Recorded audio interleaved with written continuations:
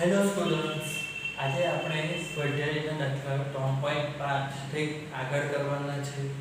તો મિત્રો જો સ્વાધ્યાયનો દાખલો 3.5 એમાં મિત્રો આપણને કહ્યું છે કે એક જેટ ટ્રેન જે છે તે 500 કિલોમીટર પર આવવાની ઝડપથી જતો છે અને તે પોતાનું બળતણ વિરુદ્ધ દિશામાં કાઢવાનું છે. તે 1500 કિલોમીટર પર આવવાની ઝડપથી કાઢે છે. તો આમાં આપણે ગ્રાઉન્ડ પર ઉભેલા કોઈ ઓ વ્યક્તિ જે છે તેની સાપેક્ષે કેટલી ઝડપ હશે જે બળતણ નીકળે તેની તે આપણે શોધવાની છે. એટલે હવે તમે સમજો મિત્રો આકૃતિ દોરીને તો આ રીતે સમજી લેજો હવે કે મારું ડ્રોઈંગ આવું છે. અરે રાડો આપણે આ રીતે પ્લેન લઈ લીધું જે આ દિશામાં જઈ રહ્યું છે, બરાબર મિત્રો. તો આ દિશામાં એની ઝડપ 500 કિલોમીટર પર આવવાની છે. હવે એ શું કરશે, એનું જે બળતણ હશે તે તો પાછળની તરફ જ કાઢશે. તો અહીંયા આપણને શું થશે, આ પાછળની તરફ જે બળતણ નીકળવાનું છે તો એની ઝડપ કેટલી આપેલી છે, 1500 કિલોમીટર પર આવે. હવે મિત્રો તમે જોઈ શકો છો કે શું થશે કે બંને જે વેગ આવવાના છે તે શું થવાનું છે, વિરુદ્ધ દિશામાં આવવાના છે.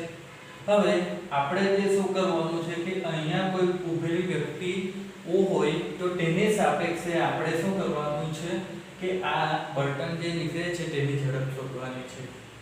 તો અહીંયા મિત્રો આપણે શું કરીએ છીએ કે આ જે ઝડપ આપેલી છે તેને આપણે vj લઈએ કે જે શું છે આપેલા જેટ પ્લેન જે છે તેની ઝડપ. આ જે ઝડપ છે તેને આપણે મિત્રો શું લઈએ તો એનું બળતણ છે તો vc લઈએ 1500 કિલોમીટર પર આવે. હવે મિત્રો એક વસ્તુ ધ્યાન રાખજો, vj આ તરફ છે, vc આ તરફ છે, એટલે બંનેની દિશાની કેવી આવશે, અલગ આવવાની છે.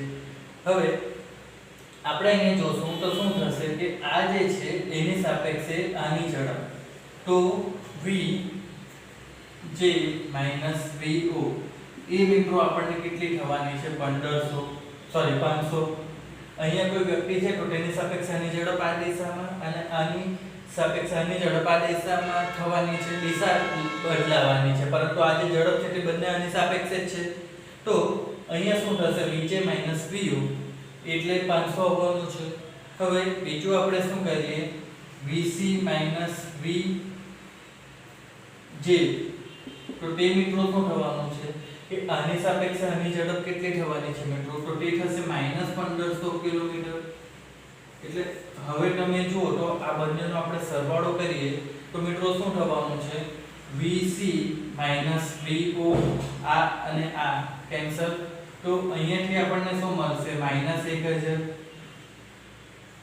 તો અહીંયા આપણને શું મળે છે, vc vo એટલે કે કોઈ વ્યક્તિ o ની સાપેક્ષે આ જે બળતણ નીકળે છે તેની ઝડપ અથવા વેગ તો તે જ થઈ ગયું vc vo, બરાબર.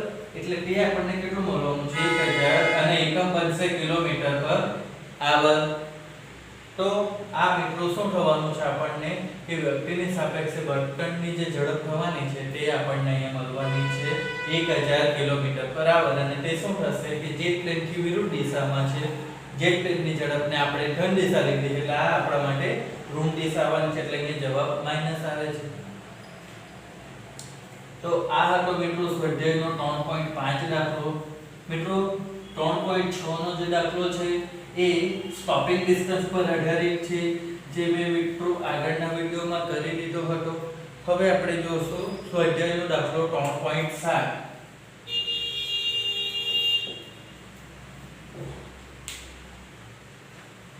3.7 માં મિત્રો એમ કહ્યું છે કે 400 મીટરની બે ટ્રેન જે છે તે શું કરે છે કે બંને એક ટ્રેક પર જઈ રહી છે અને 72 કિલોમીટર પર આવવાની ઝડપ છે, બંનેની ઝડપ પણ સરખી આપી છે. એ ડી કરતા આગળ ટ્રેન છે. હવે બી નો ડ્રાઈવર એમ વિચારે કે મારે એ ને ઓવરટેક કરવી છે, ગાડી કરવી છે. તો શું કરું કે 1 મીટર પર સેકન્ડનું એક્સેલરેશન આપે છે, એટલે કે ઝડપમાં 1 મીટર પર સેકન્ડનો વધારો કરે છે. તો શું થાય છે કે 50 સેકન્ડમાં તે આખી એ ટ્રેનને ઓવરટેક કરી જાય છે. તો આ કિસ્સામાં શું થવાનું છે કે આપણે બંને વચ્ચેનું શરૂઆતમાં કેટલું અંતર હતું તે શોધવાનું છે. તો તો આપણે એને આકૃતિથી સમજીએ કે શરૂઆતમાં શું છે, આ ટ્રેન B છે અને આ ટ્રેન A છે. આ મિત્રો શું થાય છે કે આ એક ટ્રેક પર અને આ એક ટ્રેક પર શું થાય છે, બંને એક જ દિશામાં જઈ રહી છે. VA અને આ VB વેગથી જઈ રહી છે, બરાબર. તો તેમની વચ્ચેનું શું છે, આ શરૂઆતનું અંતર x0 છે જે આપણે શોધવાનું છે. હવે આપણને શું કહ્યું છે કે 50 સેકન્ડ બાદ શું થશે કે જે B ટ્રેન છે આ A ટ્રેન છે, તો A ટ્રેનને B ટ્રેનનો ગાર્ડ 50 સેકન્ડ બાદ જોઈ છે. તો મતલબ શું થયું કે 50 સેકન્ડ બાદ B ટ્રેન A કરતા શું થઈ છે, આગળ નીકળી ગઈ છે. 50 સેકન્ડ બાદ B ટ્રેનનો ગાર્ડ શું કરે છે, A ટ્રેનના ડ્રાઈવરને જોઈએ છે. એના માટે B એ શું કર્યું છે, એક્સેલરેશન 1 મીટર પર સેકન્ડ સ્ક્વેર જેટલું આપ્યું છે. તો હવે આપણે શોધવાનું છે કે અહીંયા x0 જે શરૂઆતનું અંતર છે એ કેટલું છે તે આપણે શોધવાનું છે મિત્રો. તો હવે અહીંયા તમે જો VA VB એટલે કે બંનેની ઝડપ 72 કિલોમીટર પર આવર આપેલી છે. તો 72 ગુણ્યા 5/18 કરીએ તો આ મિત્રો આપણને શું થવાનું છે કે 20 મીટર પર સેકન્ડ મળવાનું છે. આ વસ્તુ મેં મિત્રો આગળ પણ બતાવી છે. કિલોમીટર પર આવર માટે મીટર પર સેકન્ડમાં ફેરવવું હોય તો 5/18 વડે આપણે ગુણવા પડે. તો બંનેની આપણને શું થાય છે, મીટર પર સેકન્ડમાં વેગ મળી ગયો છે. હવે A ટ્રેન માટે અને B ટ્રેન માટે, તો A ટ્રેન માટે આપણે જોઈએ તો શું થશે કે આપણને એનો વેગ કેટલો મળેલો છે, 20 મીટર પર સેકન્ડ અને 50 સેકન્ડ બાદ એનું અંતર શોધવાનું છે. તો t બરાબર શું થશે, 50 સેકન્ડ. B માટે આપણે જોશું મિત્રો તો શું થવાનું છે કે VB વેગ એ પણ કેટલો છે, 20 મીટર પર સેકન્ડ જ છે, પરંતુ ટાઈમ પણ કેટલો છે કે 50 સેકન્ડ બાદ જ. પરંતુ શું થશે કે અહીંયા એનો કોઈ પ્રવેગ છે કેટલો, 1 મીટર પર સેકન્ડ સ્ક્વેર, બરાબર મિત્રો. તો અહીંયા આપણને બંને વચ્ચે બંને ટ્રેન 50 સેકન્ડ બાદ કેટલું અંતર કાપે તે શોધવાનું છે. તો અહીંયા શું થશે મિત્રો, અંતર બરાબર વેગ ગુણ્યા સમય. જ્યારે અહીંયા શું થશે મિત્રો, એ પ્રવેગી ગતિ કરતો છે, તો અહીંયા શું થશે, અંતર બરાબર v0t કરીએ ગુણ્યા 1/2 at². તો v0t + 1/2 at². પ્રવેગી ગતિના સમીકરણમાંનું આપણું બીજું સમીકરણ અહીંયા મૂક્યું છે. હવે આપણે મિત્રો અહીંયા શું કરીશું, v ગુણ્યા t એટલે 20 ગુણ્યા 50 આ રીતે આપણે કરીશું મિત્રો. તો અહીંયા શું થશે, આપણને 1000 મીટર મળવાનું છે. હવે અહીંયા શું થશે, v0t એટલે કે વેગ જે એનો હતો તે જ અહીંયા લેવાનો છે. તો 20 ગુણ્યા 50 આવવાનું વત્તા 1/2 * 1 * t એટલે 50 સેકન્ડ તેનો વર્ગ. તો આ શું થશે, 1000 વત્તા આ થશે 1250. તો આ શું થવાનું, 2250 મીટર. એટલે હવે તમે જુઓ તો 50 સેકન્ડ બાદ શું થાય છે કે આપણે શોધવાનું છે x0. તો x0 મિત્રો આપણને શું થશે કે xb - xa. આપણે આને અંતર b માટે લીધું છે અને એ માટે કોઈ લખી દઈએ અહીંયા. તો xb - xa કરશું તો શું થશે કે xb કેટલું છે, 2250 છે, માઈનસ આ શું છે 1000. તો આપણને શું થશે કે 1250 મીટર મળવાનું છે. તો આ મિત્રો શું થવાનું છે કે બે વચ્ચેનું શરૂઆતનું અંતર થવાનું છે. જો આનો મતલબ શું થશે મિત્રો કે શરૂઆતમાં આ બે વચ્ચેનું અંતર કેટલો હતું, 1250. એટલે આ ટ્રેન શું થવાની છે કે શરૂઆતમાં b કરતા 1250 મીટર આગળ છે. એટલે ત્યારબાદ શું થાય છે કે એ એટલી ઝડપથી જશે તો બીજું 1000 મીટર જ અંતર કાપવાની છે. પરંતુ B ટ્રેન જે છે એને શું કરવા પડશે, 250 મીટરનું અંતર વત્તા બીજું 1000 મીટર અંતર કાપવા પડે. એટલે ટોટલ એને 2250 મીટર અંતર કાપવા પડવાનું છે. તો એના માટે એને શું કરવા પડે 1 મીટર પર સેકન્ડનો પ્રવેગ આપવા પડે છે.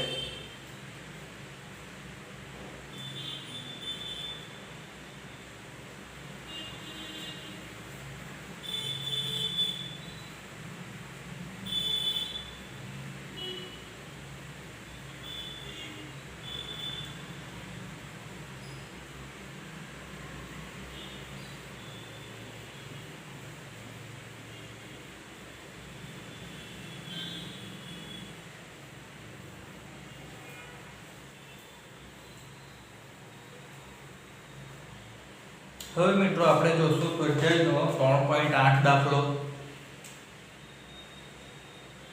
એમાં મિત્રો આપણને શું કહે છે કે કોઈ એક કાર છે એ જે 36 કિલોમીટર પર આવરની ઝડપથી જઈ રહી છે. બીજી બે કારો B અને C A ને જોવે છે અને બંને એકબીજાથી વિરુદ્ધ દિશામાં 54 કિલોમીટર પર આવરની ઝડપથી A તરફ આવે છે. કોઈ એક બિંદુએ કે જ્યારે બંને B અને C કારનું A થી અંતર સરખું હોય 1 કિલોમીટર જેટલું, ત્યારે B નો ડ્રાઈવર જે છે તે A કારને ઓવરટેક કરવાનું વિચારે છે, પરંતુ કેવી રીતે કે એક્સિડન્ટ નહીં થાય.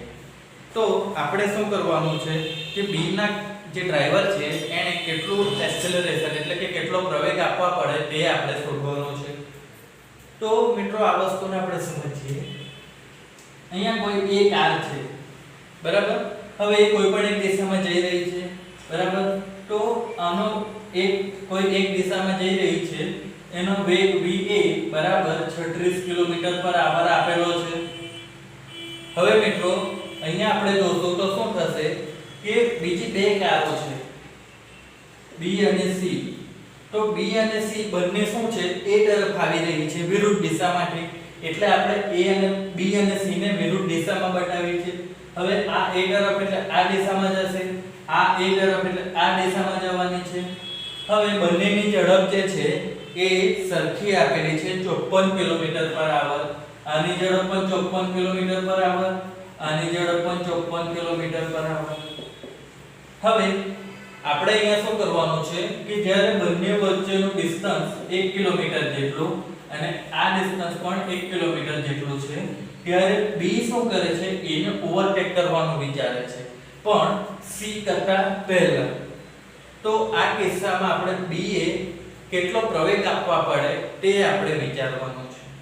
તો અહીંયા આપણે સૌપ્રથમ VA શું છે 36 કિલોમીટર પર આવર છે. તો 36 * 5/18 એટલે આ 10 મીટર પર સેકન્ડ થવાનું છે.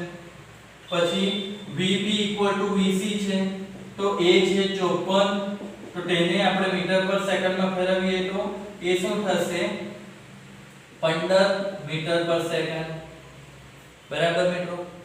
હવે જુઓ A ની સાપેક્ષે B ની સાપેક્ષે A ની ઝડપ અને C ની સાપેક્ષે A ની ઝડપની આપણે વાતો કરીએ તો શું થશે VB - VA. તો એ શું થવાનું છે મિત્રો VB ઝડપ કેટલી આવવાની છે 15 માઈનસ VA 10, તો આ શું થશે 5 મીટર પર સેકન્ડ. એ જ રીતે VC માઈનસ VA કરીએ તો અહીંયા શું થશે 15 માઈનસ -10 થવાનું છે. હવે તમે જુઓ તો પહેલા આપણે માઈનસ નહીં કર્યું, હવે આપણે -10 લઈએ છીએ. કેમ? તો જુઓ B અને A બંનેની ઝડપ એક જ દિશામાં છે, જ્યારે C જે છે એની ઝડપ અને A જે છે એની ઝડપ વિરુદ્ધ દિશામાં છે, એટલે આપણે કોઈ એકની ઝડપને શું કરવા પડશે ઋણ લેવા પડશે, એટલે આપણે અહીંયા -10 લીધું. તો આ મિત્રો શું થવાનું છે 25 મીટર પર સેકન્ડ થવાનું છે. એમ પણ મિત્રો આપણે સાપેક્ષ ગતિ વિશે જ્યારે ભણીએ ત્યારે આપણે જોયું હતું કે એક આ દિશામાં જાય છે, બીજો પણ આ દિશામાં જાય છે, તો શું થશે કે બંને વચ્ચેની ઝડપ ઓછી થઈ જશે. પરંતુ એક આ દિશામાંથી આવે અને બીજો આ દિશામાંથી આવે તો બંનેની ઝડપ કેવી થઈ જાય ઉમેરાઈ જાય, બરાબર મિત્રો. તો શું થાય કે બંને વિરુદ્ધ દિશામાં થાય તો બહુ ઝડપથી આવી જતા હોય તેવું લાગે છે ને, આપણે અનુભવ્યું છે. તો તે જ વસ્તુ અહીંયા પણ થાય છે કે C અને A કાર વિરુદ્ધ દિશામાં છે એટલે એની ઝડપ ઉમેરાઈ જશે, એટલે આપણને અહીંયા બંને વચ્ચેની જે સાપેક્ષ ઝડપ છે તે વધુ મળવાની છે. તો બંને વચ્ચેની સાપેક્ષ ઝડપ આપણને આ રીતે મળી જાય છે. હવે શું કહ્યું છે કે AB = AC = 1 કિલોમીટર. બંને વચ્ચે C અને B કાર વચ્ચેનું અંતર 1 કિલોમીટર છે. તો જુઓ સી કાર અને બી કાર બંનેની ઝડપ એની સાપેક્ષે અલગ અલગ છે. તો આપણે અહીંયા શું કરીશું કે x ac તેના બરાબર આપણે શું કરીશું 1000 મીટર લઈએ. x ab પણ 1000 મીટર જ છે, પરંતુ x ac 1000 મીટર લઈએ તો આપણે શું લખી શકીએ x ac બરાબર VAC t આ રીતે લખી શકીએ.